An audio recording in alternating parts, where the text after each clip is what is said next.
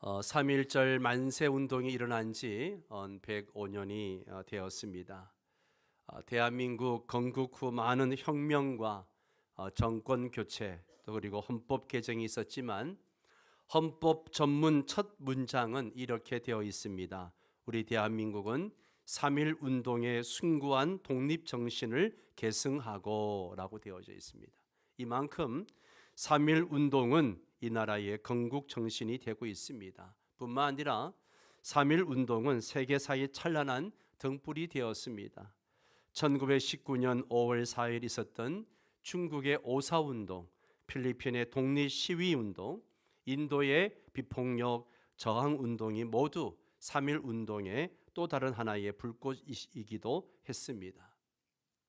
지금부터 105년 전 당시 이 나라의 그리스도인들은 전 인구의 1.5% 정도밖에 되지 않았습니다. 그러나 그들은 민족 독립운동을 선도했고 시대를 판단하는 분명한 통찰력과 안목을 가지고 이 참혹한 식민정책 속에서 절망하는 백성들에게 희망을 주었습니다. 그들 스스로 용기 있고 박력 있게 사는 사람이 그리스도인임을 온 세상에 알리며 살았습니다. 3.1 운동은 33명의 종교인들이 중심이 되었습니다. 기독교인이 16명, 천도교인들이 15명, 불교인이 2명이었습니다. 당시 기독교 교세는 천도교의 10분의 1도 안 되는 그런 숫자였지만 가장 많은 기독교인들이 참여했던 것을 보게 됩니다. 6개월간 계속된 만세운동으로 체포된 사람들 중에 종교인들, 기독교인들이 가장 많았는데 그 중에 또 장로교인들이 2,468명이었다고 합니다. 한마디로 이 3.1 운동, 애구 운동은 기독교 운동이었고 장로교 운동이었습니다. 이렇게 되찾은 자유 대한민국은 지금 속이는 자들에게 휘둘리고 있습니다. 역사를 왜곡하고 거짓된 학습을 주입하고 국민들의 눈과 귀를 막고 있습니다. 건국의 역사를 왜곡하고 있습니다. 07과삼이란 말이 있습니다. 지도자를 평가할 때 사용하는 말이죠. 공을 7로 보고 과를 3으로 보라고 이야기합니다. 그러나 우리나라는 지도자들 평가할 때 공은 싸그리 없애버리고 과만 덜추어내서 그렇게 평가하는 모습들을 봅니다. 얼마나 안타까운지 몰라요.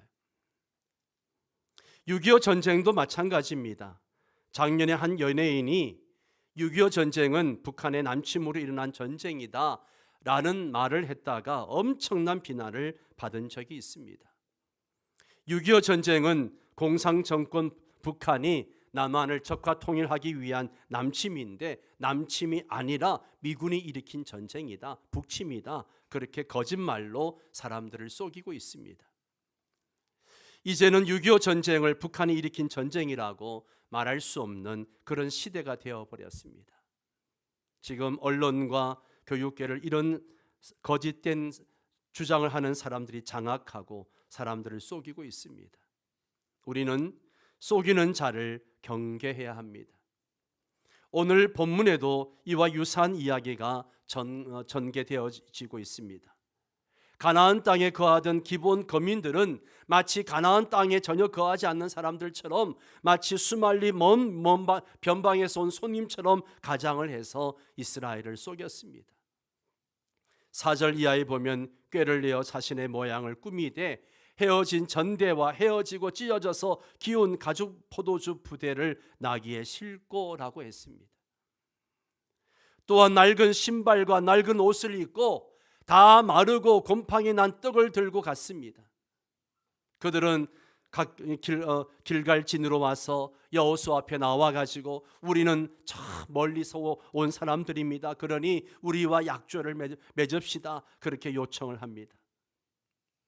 지도를 보면 빨간 지점을 보시면 아시겠지만 기본 거민들은 바로 이스라엘 백성들이 침공했던 아이성 곁에 있었던 사람들이에요. 기본 주민들은 하나님께서 가나안 땅을 이스라엘 백성들에게 주셨다는 것을 알고 있었습니다. 신명기 10장 16절 17절 말씀에 보면 오직 내 하나님 여호와께서 내게 기업으로 주시는 이 민족들의 성읍에서는 호흡이 있는 자를 하나도 살리지 말지니 곧 헷 족속과 아무리 족속과 가나안 족속과 브릿 족속과 히위 족속과 여부스 족속을 네가 진멸하되 내 하나님 여호와께서 내게 명령하신 대로 해라. 이 준엄한 명령을 이스라엘 백성들만 알고 있는 것이 아니라 가나안 원주민들도 기본 이 주민들도 알고 있었다는 거예요. 여호수아는 그들의 연기력에 깜빡 속고 말았습니다. 이것은 우리의 영적 생활에도 마찬가지입니다. 우리는 세상에 속고 마귀에게 속습니다. 우리가 언제 속게 됩니까? 첫 번째는 외모가 그럴듯할수록 잘 속습니다. 우리는 하나님의 백성들을 속이는 사탄이 있다는 사실을 기억해야 합니다. 사탄은요, 강력하고 영리합니다. 교묘하고 거짓에 능합니다. 고도의 위장술로 하나님의 백성들을 유혹합니다. 그렇기 때문에 사도 바울은 고린도후서 11장 14절 15절에서 이렇게 말합니다. 같이 읽습니다. 이것은 이상한 일이 아니니라. 사탄도 자기를 광명한 청사로 가장하나니 그러므로 사탄의 일꾼들도 자기를 의의 일꾼으로 가장하는 것이 또한 대단한 일이 아니니라. 그들의 마지막은 그 행위대로 되리라. 아멘, 아멘. 여호수아는 바로 눈앞에 보이는 그들의 모습에 쉽게 현혹되고 말았어요. 만약 여호수아 장군과 이스라엘 지도자들이 좀 더 주의 깊게 기본 사신들을 살펴보았다면 얼마든지 그 정체를 간파해낼 수 있었을 것입니다. 정말 저들이 먼 변방에서 온 국가 사절단이었다면 반드시 종들을 대동하고 왔을 겁니다. 먼 길을 오는 동안에 그 종들이 식사를 담당해서 매일 그렇게 조리해서 공양을 했을 것인데 과연 마르고 곰팡이 난 그 떡을 3개월 6개월 동안 그렇게 먹었겠습니까? 또한 저들이 화친 조약을 청하는 공식 사절단이었다면 여행 중에는 그렇게 옷을 입고 왔다 할지라도 이스라엘의 지도자들을 아련할 때는 정장을 하고 그렇게 옷을 준비해 오지 않았을까요? 그런데 이스라엘 지도자들은 단지 외모만을 보고 판단하고 쏘가 넘어간 것입니다. 하나님께서는 출애굽기 34장 12절에서 이렇게 경고하셨습니다. 너는 스스로 삼가 내가 들어가는 땅의 주민과 언약을 세우지 말라. 그것이 너희에게 무엇이 된다고요? 올무가 될까 하노라. 삼가 주위에서 그 땅의 거민들과 언약을 세우지 말라고 했는데 결국 하나님의 명령을 어기게 되었고 이로 말미암아 기브온 족속이 이스라엘 백성들에게 영원한 올무가 되는 것을 보게 됩니다. 두 번째는 신앙인 척하면 잘 속습니다. 신앙인 척하면 더 잘 속아요. 저들이 속을 수밖에 없었던 이유는 이 가나안 거민들의 그 얄팍한 종교적인 언어 때문이었습니다. 9절에 보면 저들은 자신들을 소개하면서 이렇게 이야기합니다. 여호수아에게 대답하되 종들은 당신의 하나님 여호와의 이름으로 말미암아 심히 먼 나라에서 왔습니다 라고 말을 합니다. 당신의 하나님 여호와의 이름으로 말미암아 라고 이야기합니다. 즉 이스라엘 백성들이 그렇게 사모하고 사랑했던 하나님의 이름으로 왔다라고 이야기를 합니다. 우리가 평소에 신앙적인 용어 쓰는 것을 좋아합니다. 그러나 여러분 속지 마십시오. 하나님께서 이렇게 결정해 주셨습니다. 하나님께서 역사해 주셨습니다. 이런 표현은요 우리만 사용하는 게 아니에요. 이단들도 이런 용어를 얼마나 많이 사용하는지 몰라요. 특별히 누가 많이 사용합니까? 신천지들이 이런 용어를 굉장히 많이 사용합니다. 내가 형제를 위해서 기도하다가 이러이러한 응답을 받았습니다.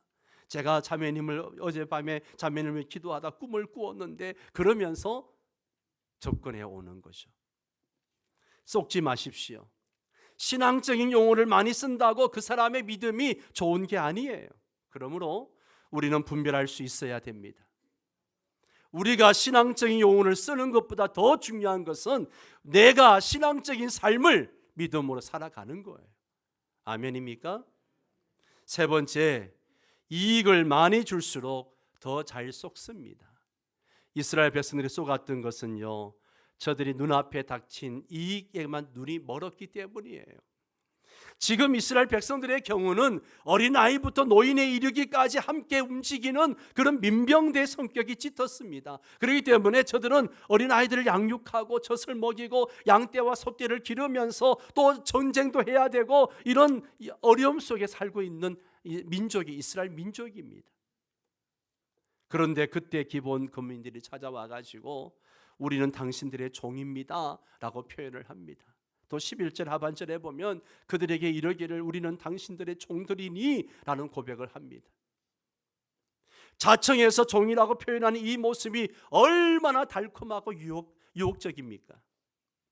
사실 이스라엘 백성들에게는요, 도처에 종들이 필요했습니다. 전쟁터에서 식수를 나르고 무기를 나르는 종들이 필요했고 또 군인들의 밥을 지어주는 그런 식사를 준비하는 종들이 필요했습니다. 그런데 지금 우리는 노예입니다. 당신들의 뜻대로 하겠습니다. 당신들이 죽으라면 죽을 것이고 당신들이 우리를 전쟁터로 몰아넣으면 그곳으로 갈 것이고 당신들이 무엇을 시키든지 우리가 하겠습니다. 종을 자처하여 머리를 조아리는 사람들이 수천 명이 아니라 수만 명이에요. 또 이스라엘 백성들은 그들이 살 주택도 건설해야 됩니다. 그러려면 나무를 깎고 돌을 다듬어야 할 많은 종들이 필요했습니다. 또 장정들은 이미 전쟁터에 투입되었기 때문에 양떼와 소떼를 관리하고 집을 수리할 무수한 종들을 필요로 했던 것입니다. 이렇게 당시의 상황들을 살펴볼 때 종은 많으면 많을수록 좋았습니다. 바로 그때 수만 명의 백성을 대표하는 자들이 와가지고 우린 당신의 종입니다. 우리를 받아주십시오. 그리고 우리를 살려주겠다고 약속해 주십시오. 그러면 우리가 당신들을 섬기겠습니다. 이 말에 그들은 그만 쏘가 넘어간 거죠. 여러분, 우리는 실용주의를 경계해야 됩니다. 실용주의를 경계해야 돼요. 우리는 실용주의 시대에 살아가고 있습니다. 실용주의는 그것이 얼마나 나에게 이익이 되는가가 판단의 기준이죠. 명분이나 가치가 중요한 게 아니에요. 이제는 국가와 국가 간의 관계에서 명분과 가치관이 더 이상 중요하지 않게 되었습니다. 이제는 A라는 국가와 B라는 국가가 동맹을 맺을 때에도 이익에 따라서 움직이는 그런 시대가 되었어요. 최근에 북한과 형님 아우하던 쿠바가 우리 대한민국과 수교를 맺었잖아요. 그러니까 북한이 얼마나 발끈했는지 몰라요. 이익에 따라 움직이는 거거든요. 이런 시대에 우리 하나님 백성들도 그만큼 쏘가 넘어가기가 쉬워졌습니다. 무엇이 하나님께 영광이 되는가, 무엇이 더 옳은가, 무엇이 진리인가 표준이 되기보다는 무엇이 나에게 이익이 되는가, 당장의 눈앞에 이익을 쫓다가 하나님의 뜻과는 멀어지게 되고 하나님의 뜻을 어기기 쉬운 그런 시대가 되어버렸습니다. 내가 사업을 하고 내가 거래처를 확보하고 내가 어떤 진로를 놓고 결정할 때에 이러한 것들이 기준이 되어버렸습니다. 여러분, 여러분의 진학과 진로, 취업과 결혼 문제, 또 직장의 선택 문제, 사업의 문제, 이걸 결정할 때 이것을 꼭 명심하십시오. 우리가 하나님의 백성으로서 어떻게 하면 하나님의 뜻을 올바로 실현할 수 있을까? 이것이 중요한 과제가 되어야 합니다. 또한 우리 대한민국 국민은 이 시대를 살아가면서 어떻게 하면 하나님의 최고의 선에 도달할 수 있을까 하는 문제를 위해서도 기도해야 됩니다. 대한민국은 전 세계에서 유일하게 남아있는 분단 국가입니다. 과연 우리는 이 시대에 하나님께서 이 백성을 향하여 무엇을 요구하시는지, 또한 통일을 향해서는 무엇을 준비할 것인지, 그리고 이와 동시에 오늘도 동토의 땅에서 굶주려 죽어가는 어린 영혼들, 작년 한 해만 240만 명이 굶어 죽었다고 합니다. 우리는 저 북한을 위해서 무엇을 하고 있는지 물어보아야 합니다. 우리가 하나님의 뜻을 쫓는다는 것은 나의 유익을 쫓는 것이 아닙니다. 우리가 하나님의 뜻을 쫓는다는 것은 때로는 당장 손해가 날 수도 있는 일이지만 장구한 세월을 두고 본다면 반드시 하나님께서 내 인생을 승리로 결론 지을 것을 믿는 것입니다. 네 번째로 여호와께 묻지 못하도록 미끼를 속히 던지는 겁니다. 이스라엘 백성들이 속은 이유가 있어요. 9장 14절에 보면 저들이 속을 수밖에 없었던 확정적인 이유가 있죠. 14절을 같이 읽습니다. 무리가 그들의 양식을 취하고는 어떻게 할지를 여호와께 묻지 아니하고, 어떻게 할지를 여호와께 묻지 아니하고, 어떻게 할지를 여호와께 묻지 아니하고, 여호와께 묻지 아니한 것이 문제였습니다. 그리고 여호수아는 그들과 화친하여 그들을 살리고 생명을 보존하겠노라고 약속을 했습니다. 여호와께 묻지 않고 기도하지 않은 것이요. 하나님, 어떻게 해야 할까요? 하나님, 이때 내가 어떻게 해야 되겠습니까? 라고 묻지 않은 것이요. 그저 당장 주어진 이익에 그냥 혹해가지고 성급한 결정을 내린 것입니다. 여호수아는 저들이 던진 미끼를 생각 없이 그냥 덥석 물은 거예요. 우리의 성급한 결정은 하나님의 사역에 중대하고 불리한 결론을 안겨줄 수 있습니다. 우리가 경솔하게 행동하고 충동적으로 결정할 때 그것은 평생을 붙잡는 올무가 될 수 있다는 사실을 기억해야 합니다. 그러므로 충분히 기도하십시오. 충분히 생각하고 하나님께 물으시기를 바랍니다. 인생의 중요한 길목에 설 때마다, 중대한 결정을 내릴 때마다 먼저 하나님께 물으시기 바랍니다. 하나님께 직접 나아가십시오. 우리 강민기 장로님 엘리베 동사도 얘기했습니다마는 이것도 그냥 하루아침에 되어진 것이 아니죠. 몇 년 동안 기도하고 계획하고 준비하면서 그렇게 준비해 왔던 것입니다. 우리는 많은 경우 어떤 결정을 내려야 할지 잘 몰라 고민에 빠질 때 먼저 목사들을 찾아가서 상담하곤 합니다. 그것도 중요합니다. 그러나 그것보다 더 중요한 것은요, 하나님께로부터 직접 응답을 받는 거예요. 마틴 루터가 종교개혁을 일으킬 당시에 신부들은 알아들을 수 없는 라틴어로 미사를 진행을 했습니다. 그러니 사람들이 예배는 나왔지만 무슨 말인지 알아듣지 못하고 일어났다 앉았다 일어났다 앉았다 순서에 따라서 그렇게 미사를 드리고 마음의 평화를 누렸습니다. 여러분, 나무아미타불 간센보살 1000번 엎드려 보세요. 나름대로 마음의 안정을 누린다고 합니다. 마음의 평화가 온다는 말씀이에요. 그러나 그것은 거짓 평화이죠. 중요한 것은 하나님의 말씀입니다. 하나님의 말씀이에요. 하나님의 말씀을 깨우쳐서 그 말씀에 순종하는 거예요.